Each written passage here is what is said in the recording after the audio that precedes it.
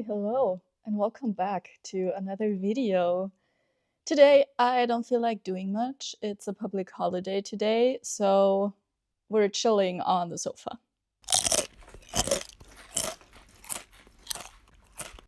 I've got my knitting here, and we're gonna get into this podcast in a minute.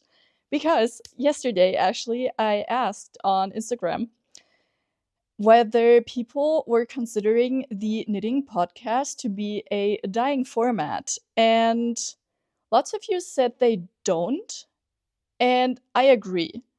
Like, I don't think it's dying. It's a very nice format, and I enjoy watching it. It gets a bit repetitive if someone does it every week, but I think like every second week or once a month is perfect, and I really enjoy watching that. And a lot of you seem to feel the same way. But one person, I think it was my friend Tessel, who wrote to me, I would watch anything that you upload. You could talk about Brussels sprouts for 40 minutes. And I'm gonna take that as an occasion to talk about Brussels sprouts. I bought these yesterday because there's a certain dish that I like to make, and it's very good, and I would like to recommend it to you. I want to share the joy of Brussels sprouts with you. um, It is by a person called Justine Doran, and her website is Justine Snacks. And I love everything she does. She is vegetarian, I believe, pescatarian. She makes a lot of veggie based stuff. And I used to not like Brussels sprouts because they taste like farts. And when something tastes like farts, what do you need to cover that taste up? A lot of spice and something that tastes even worse than farts. Fish. Anchovies. But I promise it's really good. I'm gonna link the recipe down below because I will be making that tonight. And since then, I've really been enjoying Brussels sprouts. So consider yourself recommended. Yeah, so let's start with finished objects. The first thing that I have made is this hat. I'm not gonna put it on because it's gonna mess up my bangs, but this is self-drafted and I love it very much. Usually, I would tuck in the brim like this, and I would sew it so that it's gonna stay that way. This was just a spur of the moment kind of thing. I like it very much, and I did have a lot of yarn left over from my BB sweater, and I decided to use up some of these yarns. The blue is one strand of my hand-dyed one and two strands of some chaos yarn I had lying around, and the green one is a hand-dyed one by Fliegende Kiwi. And there's also a neon greenish Surrey alpaca in this, which is also hand-dyed by a German dyer.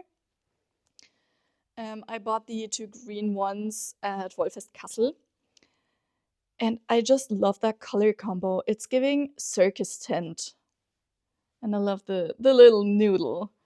The only thing is, I did do some math on how big I would have to make it, accounting for the fact that colorwork isn't very stretchy, stranded colorwork. And I made it a little too tight, so I can't wear it for long periods of time because it gives me a headache.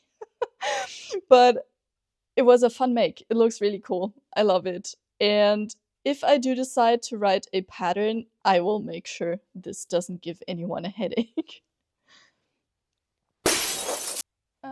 The second thing is my fake West singlet by Sandnes Garn, but Sandnes Garn doesn't sell their patterns without you buying their yarn. So I decided to self-draft it. I saw this on one of my mutuals on Instagram, and I loved the color combo that she'd chosen. I think she made them in Sandnes Garn, And I decided to go for knitting for olive. This is cotton merino in the colors red currant and dusty blue whale. And I love how it turned out. I did a folded over edge at the top, and I did cast on more stitches at the back than at the front, and then the back was too wide, so I had to throw a dart in there, but I don't really care.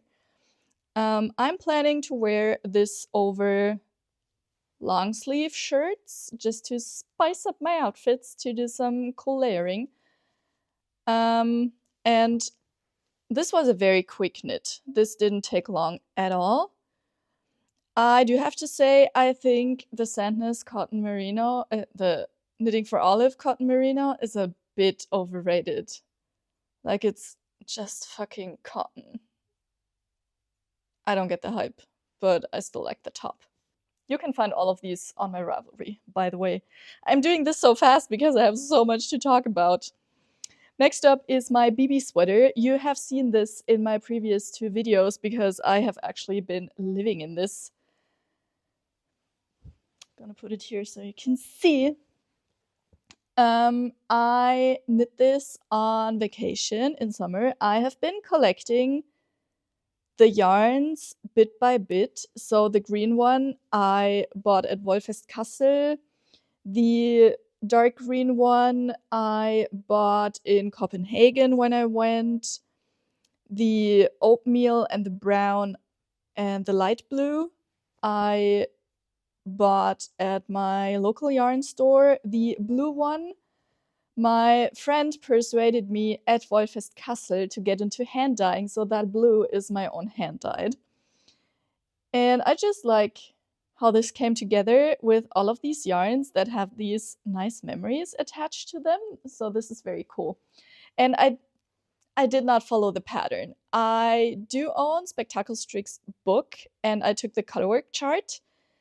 And then I looked at the colorwork chart for these flowery things, and they did have some variation. And on vacation, I was like, I don't want to use my brain. So I simplified the chart for the flowery things, and I had a lot of fun making it. I did steek it, and I did also steek the neckline because I didn't feel like doing math on vacation. So I just knit a tube and then just cut the neckline, and it worked out okay. I did close the shoulder seams with a crochet seam, and I just cut the armholes as well. I did make the neck hole a bit too big. I'm usually quite good at eyeballing stuff, and I actually give 0 shits whether something turns out perfect or not. If it's good enough, then it's good enough for me. But yeah, I did change the collar. Initially, I had made a 3x1 ribbed collar with a stockinette edge on top so that it would roll, but that didn't give the sweater enough structural integrity, and the neckline was very, very big. So I ripped that out, and I made a folded collar also in a 3x1 rib, and I reinforced it with a lot of elastic so that the neckline isn't gonna get bigger. But I love wearing this so much. It's just so fun. It looks so cool. And at the office where I work in the building, I was taking the elevator.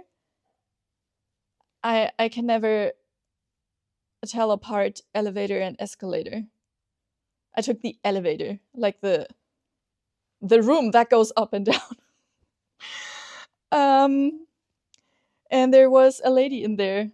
They were all like middle-aged ladies, and they were going on their lunch break, and we were going down like to the ground floor, and one of them told me she liked my sweater, and that's my moment, you know, every knitter's moment. And I was like, thanks, I made it. And everyone was like, oh, you made this? How long did this take you? I love interactions like that when people are just so mind blown, and then I tell them knitting is very easy and it's very relaxing and it's very fun. And one day I hope to knitfluence someone. So yeah, that's my BB sweater. I love it very much. And then, oh my god, I have so many whips. Where did these all come from? I have 1, 2, 3, 4, 5. We're gonna start with this one because this is a very long-term whip. Do I take this off? No, but like this has grown considerably in size, and I'm still loving this project. Can you see the fringe? I did a lot of fringe on this. So this is a crossover of 2 free blanket patterns. The stitch pattern is from the Incredible Blanket by Pearl Soho. It's basically you purl one and you knit one into the row below, and on the wrong side when you go back, you do knit stitches all the way, and that is very fun to do. I love that very much. And because of that, it doesn't bother me very much that the rows are getting very long. I want this to be decently sized. I don't want a lap blanket. I want a full body blanket. So the other blanket that comes into play with this is the excavation blanket, because you knit that one diagonally. I did cast on 3 stitches, and then I increase at every side to make it a triangle. And once I have reached the full width that I wanted to have, I'm gonna stop the increases and just knit straight. And then at the other end, I'm gonna do decreases, and that's gonna make a rectangular blanket. And the cool thing about the excavation blanket is you just leave your yarn hanging when you join a new ball. And I think that's so cool. I really like the fringe. And when my yarn gets too short to do another row with it, I throw it into a pile of small balls, and I use these to beef up the fringe a bit. Because I think you can see here, that fringe, it reminds me of a Finance Bros receding hairline, and I'm not doing that. So I have been adding the short pieces just in between the strands that are already there. Let me check. I did start out with around 40 balls, and I am down 8 balls, but I did throw in some more as I was going because I had some left over from my BB sweater. So currently I am at 28 balls left, and they're also quite small already. So I think I actually don't know if I can get one more row out of this. This might go into the fringe pile already. Some of them are more full-sized, but it's so much fun. I love it so much. I highly recommend making the Incredible Blanket if you have scraps, because it looks so cool. Also, Bethany here on YouTube and on Instagram, she wrote a pattern for a crochet cardigan in this exact stitch pattern. So you could also crochet this, but I personally hate crocheting. I just don't like the motion. No. But her cardigan looks really, really cool. And when that pattern comes out, I'm considering just making this with knitting. Because a jacket in this would actually slay so hard. Should we get into the main whip right now? I think we should. It is a bit of a conundrum that I am in. This is, you really cannot tell at all what this is supposed to be. I'm gonna insert a picture. This is the Valerie blouse by Petite Knit. I have been wanting to make this since I first saw it on Instagram. Because I think it looks so cool. I do know that the Clematis sweater is out there, but I don't like it because it has a ripped button band, and I got into this in my last podcast. I prefer this. And the conundrum that I am in is I had this beautiful yarn in my stash. I had bought this for something else, and then I canceled these plans. And I thought if I have that lying around, I might as well make something out of it because it's so pretty. But the thing was, I only had 2 skeins, 800 meters. And 800 meters is not enough to make a garment in my size. So I knew I would have to add in some other yarn at some point. And I managed to do almost the entire body. It's rolling quite intensely.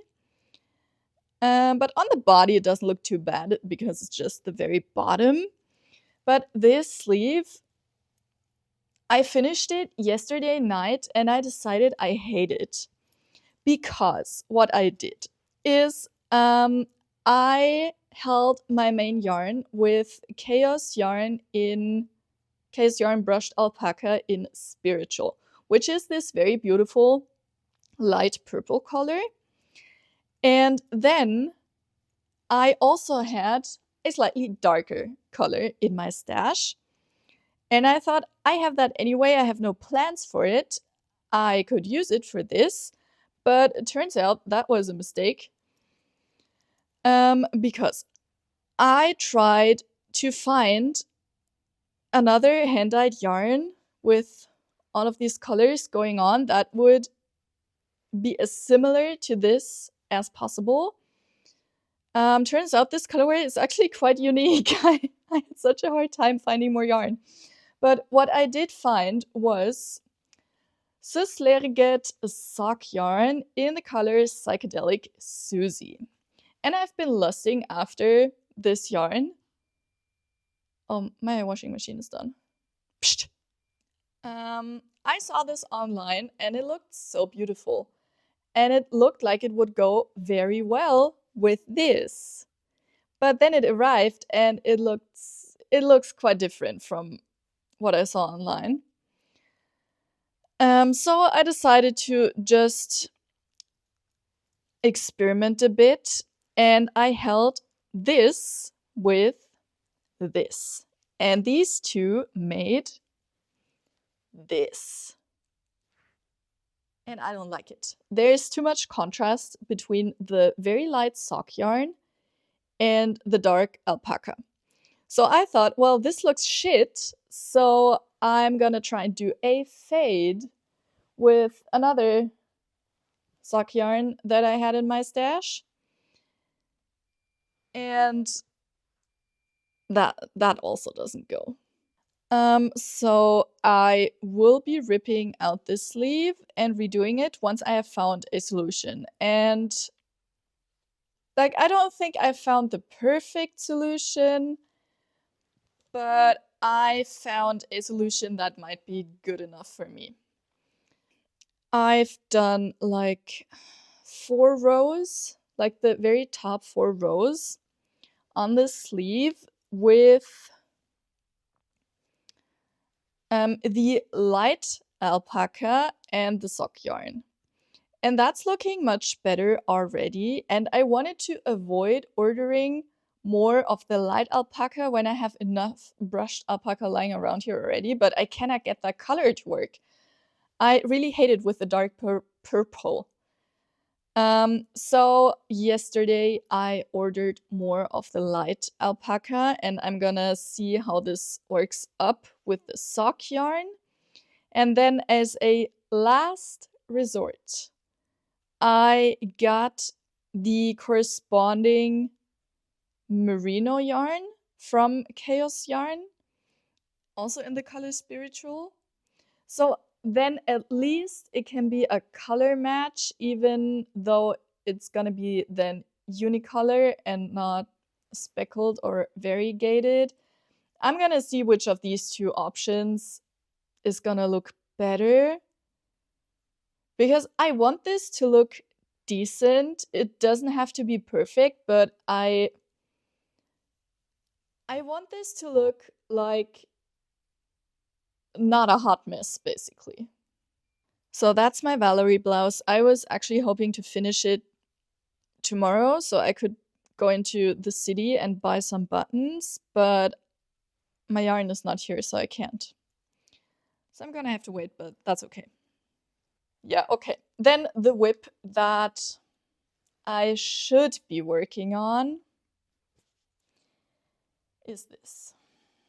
You've seen this plenty of times already. This is my boyfriend's piano sweater. I have been able to make some decent progress.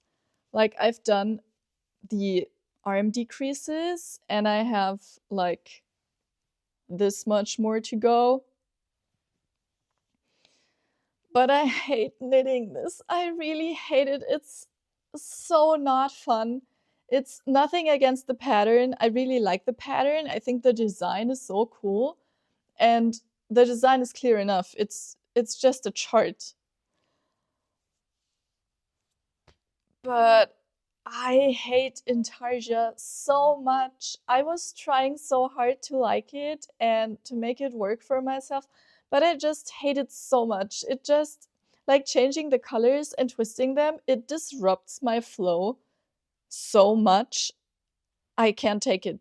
I hate knitting on this. And I'm gonna have to finish it eventually. And then I'm gonna have to make the back panel and then the sleeves, and I'm gonna do them in one color. That's gonna be so boring. This is not fun at all. So I'm just gonna procrastinate on this some more. Yeah, so the thing that I will probably work on this weekend is going to be my Olga jacket, because the prospect of just knitting back and forth in stockinette on a cardigan seems so much more enjoyable than knitting in tarsia, and I think that says a lot. So the sleeves are fully done, and yeah, I probably have like 20-30 centimeters to go on this. So just some stockinette knitting. This is also a stash busting project. I had this purple yarn in stash and I wanted to make an Olga jacket anyways. And I will be making it with a zipper. I said that in my last podcast. You already know that. I'm sorry. I'm like that one person at the retirement home that always tells the same 3 stories from the Nazi times. Yeah, and then my last whip. This doesn't look like much. So this is also a scrap project. I have quite a bit left over of my hand dyed. This is, I think, alpaca sport weight. And then I have a little bit left over of this cashmere yarn. I think it's Lang Yarn's cashmere. That's left over from my ladybug scarf, which is a free pattern if you did not know. And I'm very loosely debating making this a free pattern as well. It's very, very simple. You could knit magic loop. I personally don't like magic loop because I hate always having to pull on the cable after each row, because it always happens to me that I just pull out the entire needle from my knitting, and that annoys me way too much. So I actually bought some DPNs. I didn't own any. These are just, I think, some Prime ones.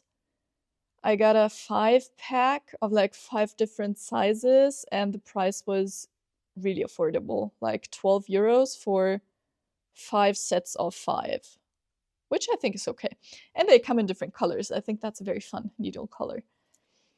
And this is just my meeting whip. I like to knit during meetings. My coworkers don't mind. So I've just been knitting on this, and basically This is going to be a scarf, by the way. The shape is gonna very loosely resemble the big version of kind of a Sophie scarf, because I want to make this very long, like a full-size scarf, hopefully, if I don't run out of yarn, maybe slightly smaller. And I'm just doing small stripes every 20 rows, and I'm increasing every 10 rows because I want this to be still kind of skinny. And the ideal scenario would be that this wraps around my neck twice. And due to the fact that it's a tube, it's gonna be quite warm and cozy, I imagine. So yeah, it's quite fiddly and very small circumferences, which is why I knit on this in meetings, because in meetings I listen and then I can't be annoyed at how small the circumference is. Yeah, that is that.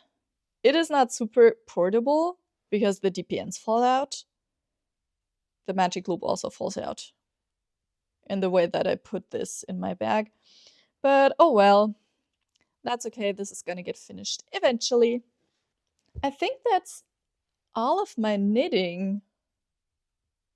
I did try and keep it short. I don't love editing these super long podcast episodes, and I'm pretty sure nobody watches these until the end. Some other updates that I have is I did get stuff to sew a winter coat, which is so exciting. I've been on the hunt for a nice black long wool coat and I couldn't find any. I did see one from Samso Samso and I saw one on Vestiaire, but each of them is like 400 euros. And even though sewing is very expensive, I think I can make mine for less. I think I spent like 150, 170 euros on materials, which is still a lot. But I want this to be nice. I want to have this until the day I die. So I did also get the pattern already. I cannot remember what it's called. I'm gonna link it below. It's on Etsy and it's an indie designer, which I always appreciate. And I'm pretty certain they're a real person, not one of these AI generated shitty sewing patterns. And I fell in love with that coat. So I did get that. I love that so much. And it's gonna be my first time sewing a garment with lining. I got some black wool fabric to go on the outside, obviously. And then I got some cobalt blue lining with this geometric pattern, and I love it so much. And then I wanted this to be wearable in the winter. I think in the winter here in Germany, it's between minus 10 degrees Celsius and plus 10 degrees Celsius. And I knew that the wool fabric alone wouldn't be enough to keep me warm because I also run very cold. So I got an in-between lining. I know nothing about these in-between linings. It is also wool, I think. Yeah, I'm pretty sure. And that's going to be sandwiched between the outer fabric and the inner lining fabric. And that's hopefully going to give me a very nice, cozy coat. I'm very looking forward to getting started on that. And should we do a little reading update? Yeah, just a very short reading update. I have read 2 German books. One is called Monstergott and one is called Karen W. Just look them up if you're interested in reading German books. They were both good. Like, no 5-star, but like 3.5 stars.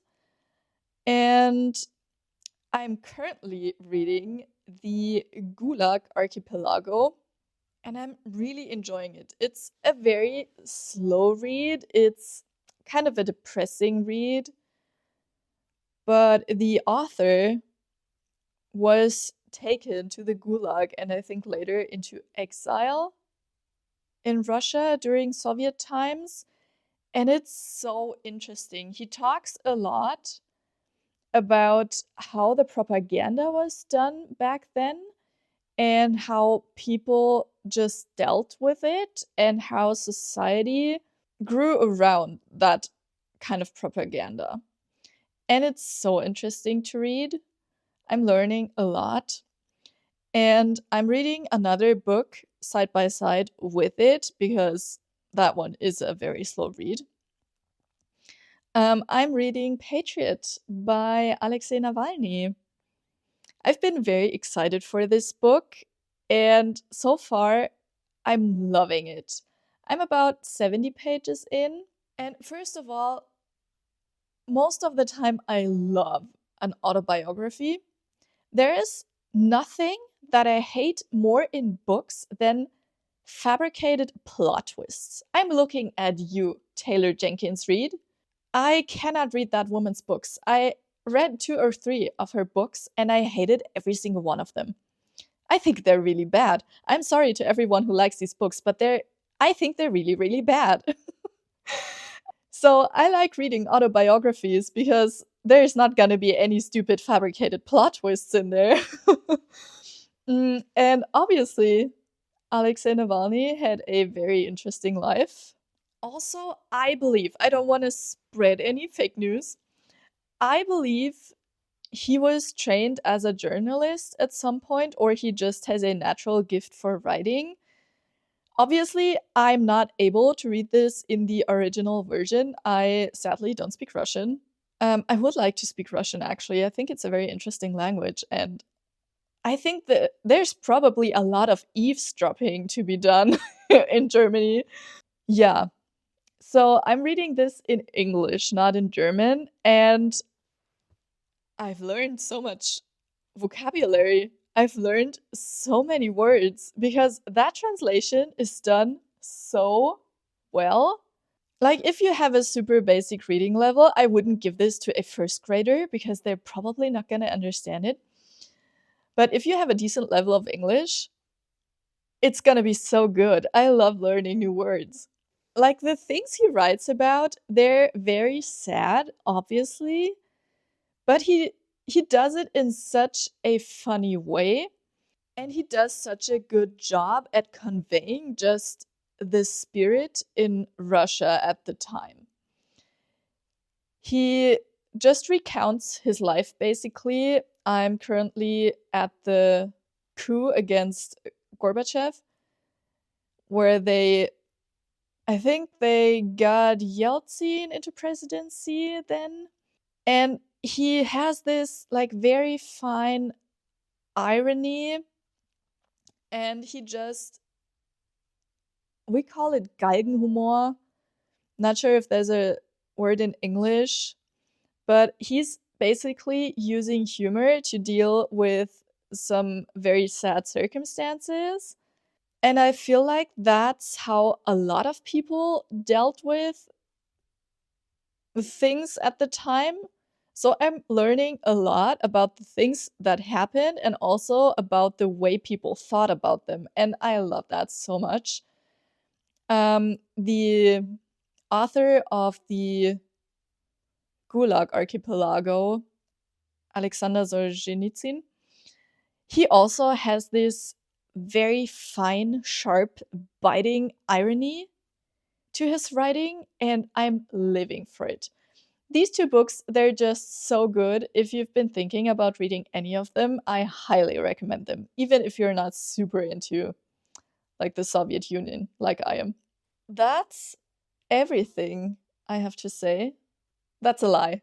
I could yap for another 45 minutes. But I'm gonna end this episode here. Let me know in the comments what your main whip is right now. Are you still finishing like summery stuff? Are you getting into fall winter knitting already? I would love to know. As always, thanks so much for watching. I hope you have a great rest of your day. Bye.